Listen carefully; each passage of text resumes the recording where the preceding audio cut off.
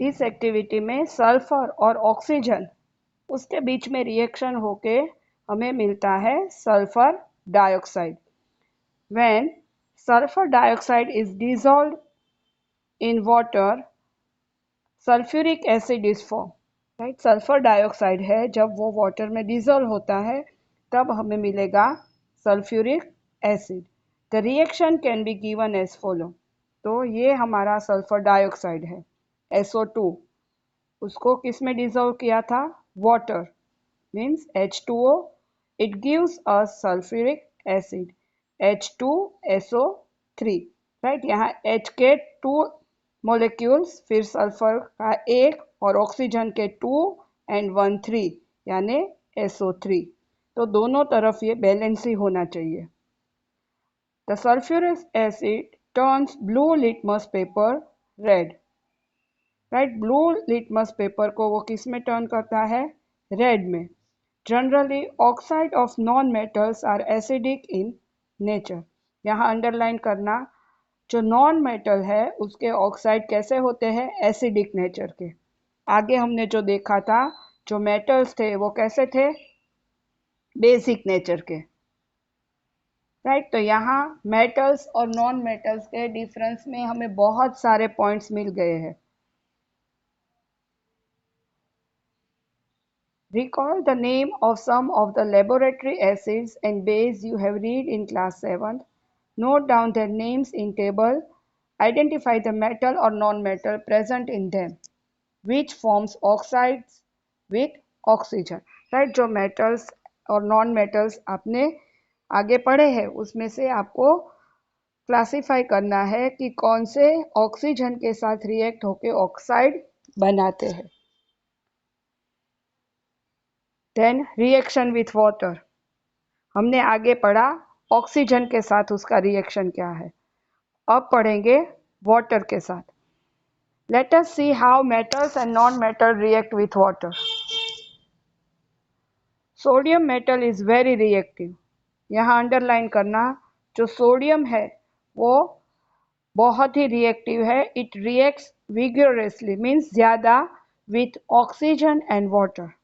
Right, sodium है वो ज़्यादा रिएक्ट किसके साथ करता है? ऑक्सीजन एंड वाटर के साथ। A lot of heat is generated in the reaction, और जब उन दोनों के बीच में रिएक्शन होता है तब वहाँ पे हीट प्रोड्यूस होती है। It is therefore stored in kerosene, और उससे लिए उसको केरोसिन में स्टोर करके रखा जाता है। यहाँ अंडरलाइन करना, ये रीज़न होगा।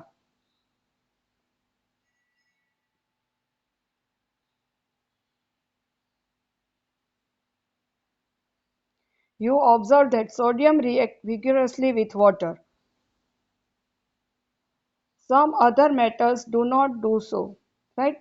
यहाँ सोडियम है वो रिएक्ट करता है, बट कुछ मेटल्स ऐसे हैं जो ऐसा फॉलो नहीं करते। For example iron react with water slowly. Right, iron है वो वाटर के साथ धीरे धीरे रिएक्ट करता है। हम आयरन की कोई भी चीज़ लेके आते हैं, वो तुरंत उसमें रस्टिंग होना शुरू नहीं होता है।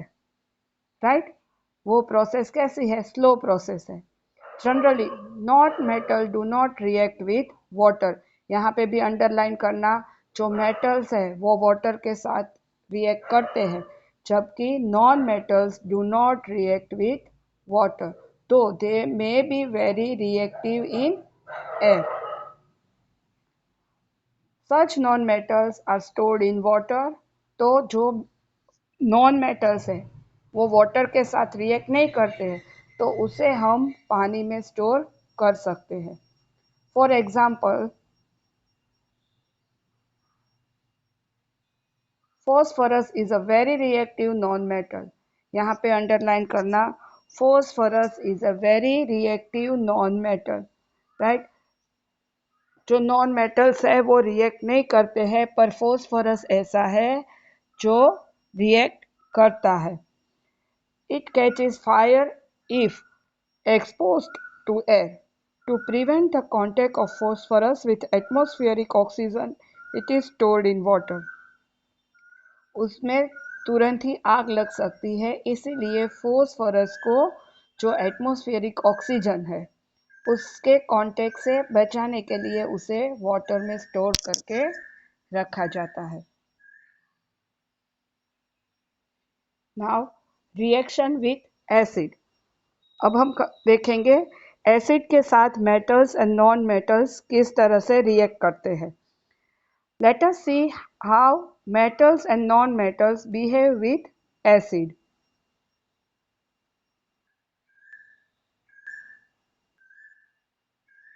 Is there a difference in the way metals and non-metal react with acid? तो क्या metals और non-metals है वो अलग अलग तरह से acid के साथ react करते हैं? What could the pop sound in some cases be due to when a burning matchstick is brought near the mouth of the test tube? Right? वो जैसे पटाखे फूटते हैं तो पॉप अप साउंड आता है, राइट? तो वो कोई भी जो आपकी मैच स्टिक है, राइट, मीन्स आप जब बत्ती जब जलाते हो तब यूज करते हो, तो वो जब आप टेस्ट ट्यूब के नियर लाते हो तो ऐसा साउंड आपको सुनाई देता है।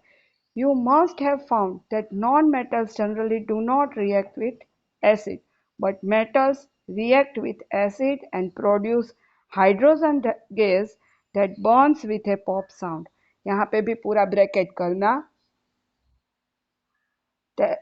नॉन मेटल्स है वो एसिड के साथ रिएक्ट नहीं करते हैं, बट जो मेटल्स है वो एसिड से रिएक्ट करते हैं और उससे हाइड्रोजन गैस प्रोड्यूस होता है, और हाइड्रोजन गैस प्रोड्यूस होता है जब वो जलता है तब, और उसी की वजह से ये साउंड प्रोड्यूस होता है। You must have noticed that copper does not react with diluted hydrochloric acid। Copper है वो diluted हाइड्रोक्लोरिक एसिड के साथ रिएक्ट नहीं करता है, even on heating, but it reacts with sulphuric acid. पर जब उसे हम हीट करते हैं तब वहाँ से सल्फ्यूरिक एसिड के साथ वो रिएक्ट करता है। हाइड्रोक्लोरिक एसिड है उससे रिएक्ट नहीं करता है, दोनों एसिड ही है, right, hydrochloric acid and sulphuric acid.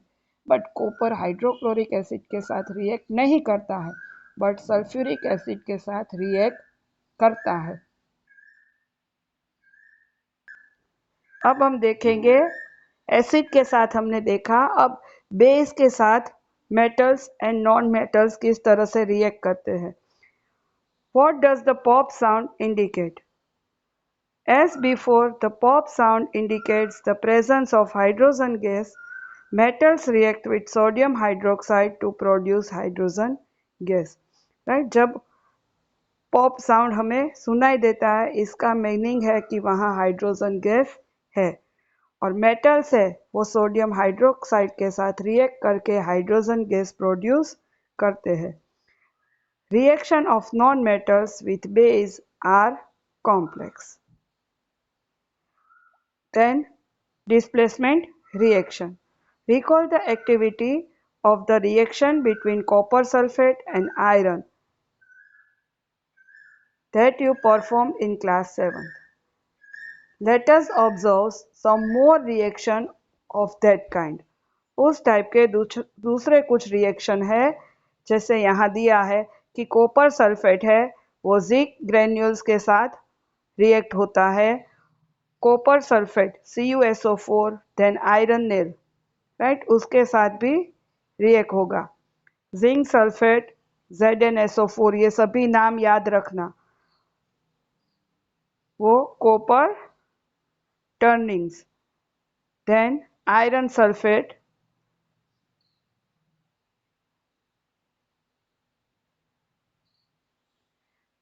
तो यहाँ उस कॉपर सल्फेट उन सब के बीच में जब रिएक्शन होता है तो क्या चेंजेस आप ऑब्जर्व करते हो बीकर में। You have read that one metal displace another metal from its compound in aqua gaseous solution. In beaker A, zinc replace copper from copper sulfate CuSO4. That is why the blue color of copper sulfate disappear and powdery red mass of copper is deposited at the bottom of the beaker.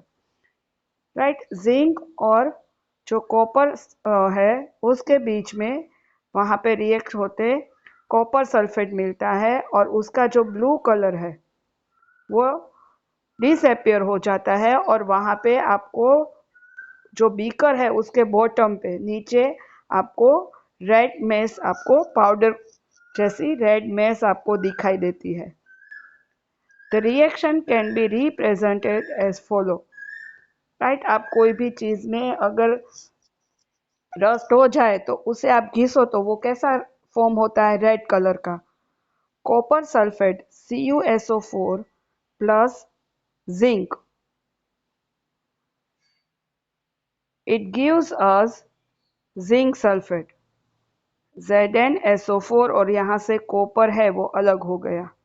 Right, जो copper sulphate blue colour का था वो zinc के साथ react हुआ और वहाँ पे बन गया जिंक सल्फेट यानी ZnSO4 और यहाँ से ये जो कॉपर है वो हमें अलग मिलेगा पाउडर के रूप में जो रेड कलर का होगा। You can write down the reaction taking place in beaker B in the similar manner.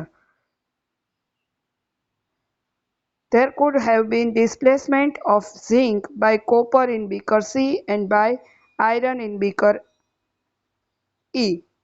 Similarly, iron could be displaced by copper in beaker D. Right, ये हमने एक्टिविटी नहीं की है इसलिए वो ज़्यादा हम एक्सप्लेन नहीं कर रहे। यहाँ देखो आपको ब्लू कलर और जहाँ पे रेड कलर है वहाँ पे क्या होगा, कॉपर होगा। राइट, यहाँ पे FeSO4 तो यहाँ से भी कॉपर अलग होके हमें फेरस सल्फेट मिलेगा। Okay, since we do not see any change in beaker C, we can infer that copper is not able to replace zinc from zinc sulfate. When zinc can replace copper in beaker A, right, zinc यहाँ पे देखो zinc है वो copper को replace करता है। Right, इसीलिए zinc sulphate हमें मिलता है और कॉपर अलग होता है, मीन्स वो उसने कॉपर को अलग किया। Remember the in science not arbitrary, it follows definite rules based on fact. The rules here is zinc is more reactive. Zinc is more reactive than copper and iron. यहाँ पे underline करना, ये जो हमने activity है उसमें हमें क्या मिलता है जानने को कि जो जिंक है वो कॉपर और आयरन के कंपेयर में ज़्यादा रिएक्टिव है। A more reactive metal can replace a less reactive metal, but a less reactive one cannot replace a more reactive metal. Means जो ज़्यादा रिएक्टिव मेटल्स होगा वो लेस रिएक्टिव मेटल को रिप्लेस कर देगा। उसके ऑपोजिट जो लेस रिएक्टिव मेटल है वो ज़्यादा मोर रिएक्टिव मेटल को रिप्लेस नहीं कर सकता। राइट, जैसे आप में भी होता है, जो ज़्यादा मजबूत होता है वो दूसरे को हरा देता है। राइट, दूसरा जो लेस एफर्ट वाला है वो उसे स्ट्रॉन्ग को नहीं हरा पाता। Right, now you can understand why there are no displacement reaction in beaker D and E. Can you guess the sequence of metals from more reactive to less reactive among zinc, iron and copper? Right? इन तीनों में से सबसे ज़्यादा reactive कौन है और सबसे less reactive कौन है? तो सबसे ज़्यादा तो हमने देख लिया, सबसे ज़्यादा रिएक्टिव कौन है? जिंक। राइट, उसके बाद कौन आएगा, आयरन या copper? Can anyone can guess?